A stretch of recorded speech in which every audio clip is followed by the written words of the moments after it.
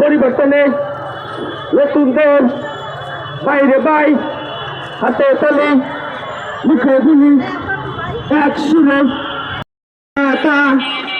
ফাঁকা মার্কায় দিলে ভোট শান্তি পাবে দেশের লোক সাকা ও ভাই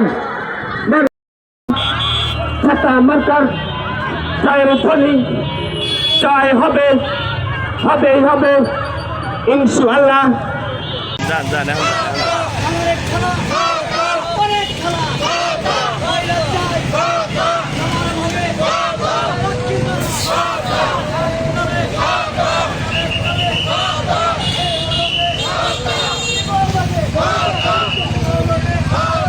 কলম সৈনিক একজন সাংবাদিক যে দীর্ঘদিন ধরে সমাজের অসঙ্গতি, দুর্নীতি, মাদক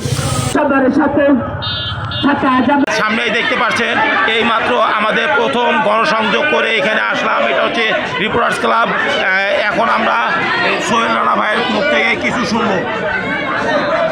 আজকে যে গণসংযোগ হয়েছে আল্লাহর রহমতে অনেক সাড়া পেয়েছি আমি, এবং সাধারণ খেটে খাওয়া মানুষ যারা তারা আমার পাশে দাঁড়িয়েছে, এটাই আমার সবচেয়ে বড় পাওয়া। আমি আর কিছু চাই না। আজকে আমি যা পেয়েছি, আমি একজন গণমাধ্যম কর্মী এবং জনপ্রতিনিধি হিসেবে আজকে আমি যা পেয়েছি যথেষ্ট পেয়েছি। আমি ঢাকা 14 আসনবাসীর যে ভালোবাসা আজকে পেয়েছি, এতে আমি আনন্দিত।